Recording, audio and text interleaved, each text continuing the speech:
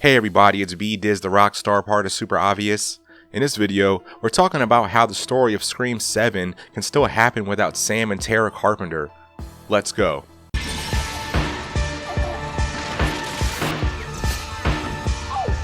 What do we do?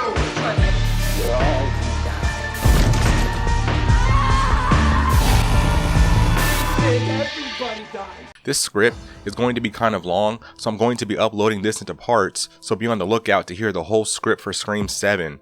For this video, we're doing part 1.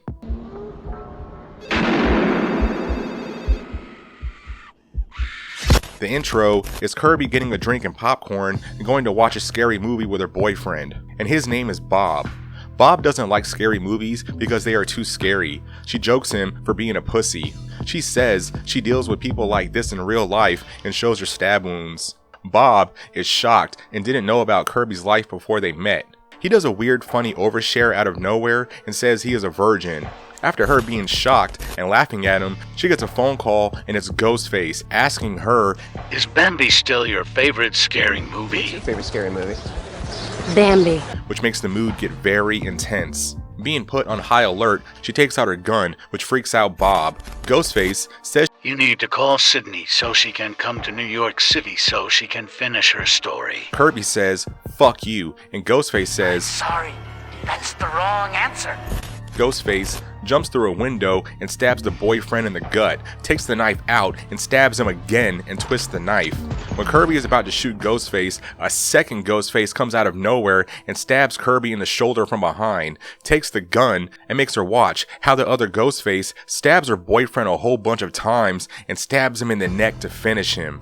The Ghostfaces tell Kirby, We could have killed you for nostalgia, but that can wait because we want you to do something for us, and that's get Sydney to New York. and that's when we see the Scream 7 logo. Story-wise, I can see Sid being the main focus along with her husband Mark and their 3 kids. Besides Sid and Mark first meeting and having their connection during Scream 3, their whole relationship after has been off-screen, with just a few slight mentions during the rest of the franchise up to this point. This was because Patrick Dempsey was busy filming other projects. During Scream 4, Sid appeared to be single, but it was said when Sydney was in the hospital and injured at the end of Scream 4, her and Mark reconnected. And in Scream 2022, when Dewey talks to Sid about Mark, she says, "I think I'll keep him." Plot-wise, the movie can start with Sid, Mark, and their kids at their safe location away from where all the latest Ghostface attacks had happened, which was in New York City.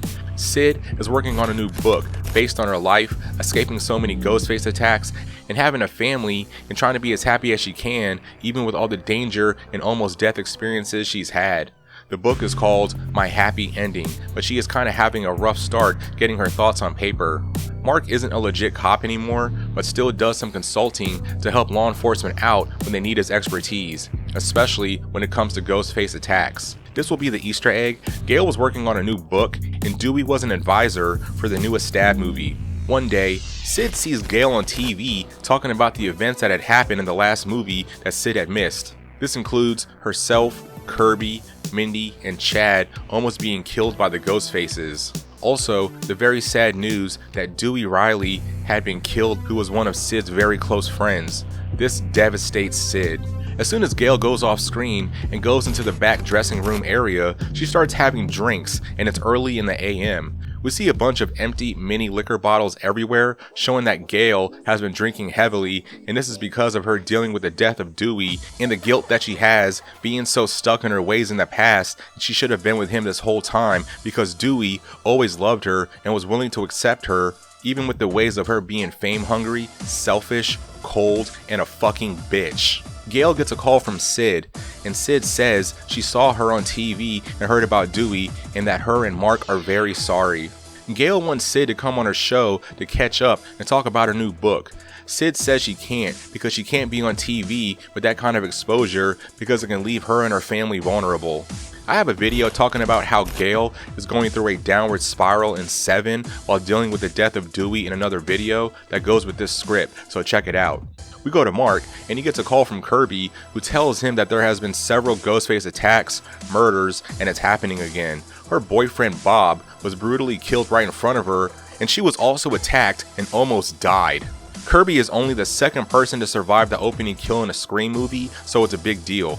She wants him and Sid to come up to New York because they have experience specifically in Ghostface attacks like this and they need all the help they can get. Mark tells Kirby that Sid would never go for this. A bit later, Mark tells Sid about talking to Kirby and the cops wanting them to come up to New York to help with the newest wave of Ghostface attacks.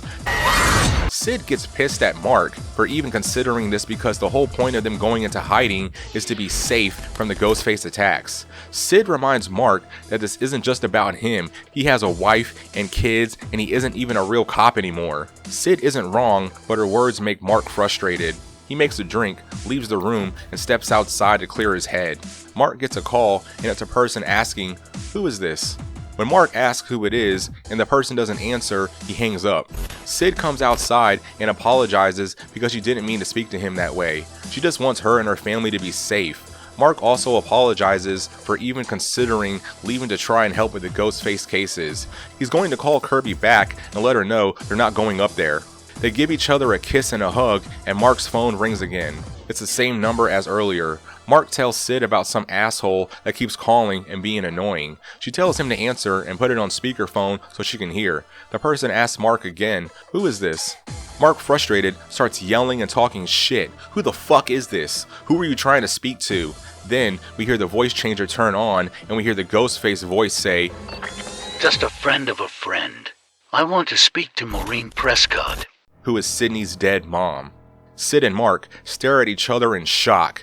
Mark starts yelling again on the phone, threatening the caller. Ghostface replies, "You really might want to consider getting you, Sydney, and your kids in your little green minivan and going up to meet Kirby. At least you won't be in your little quote-unquote safe house." Ghostface laughs, hangs up, and Mark and Sid knows Ghostface knows where they are. Of course they panic. After having an emotional talk, they debate packing up to go to New York City to meet Kirby and law enforcement. Gail is also there.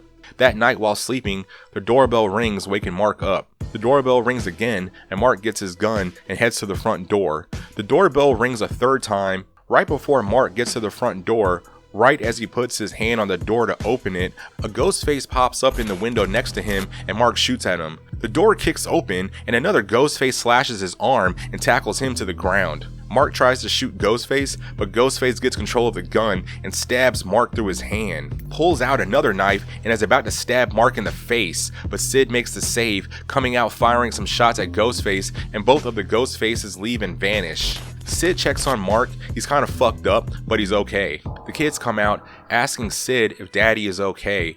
We have this emotional moment and then transitions into Scream's trademark funny moment to kind of lighten the mood. Mark looks at Sid and asks, "So, New York?"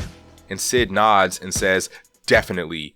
They pack up their shit super quick and get in the minivan and head up to New York City.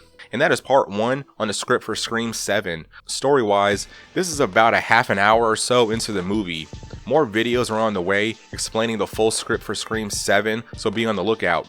But yeah, that's the video. Let me know in the comments how you feel about the new Scream 7 script so far. Do you think the movie will be good without Sam and Tara, or do you prefer them being gone and the focus being on Sid? Like and share the video, subscribe, tell other Scream fans to support the channel, and I'll see you guys in the next one. Totally for sure.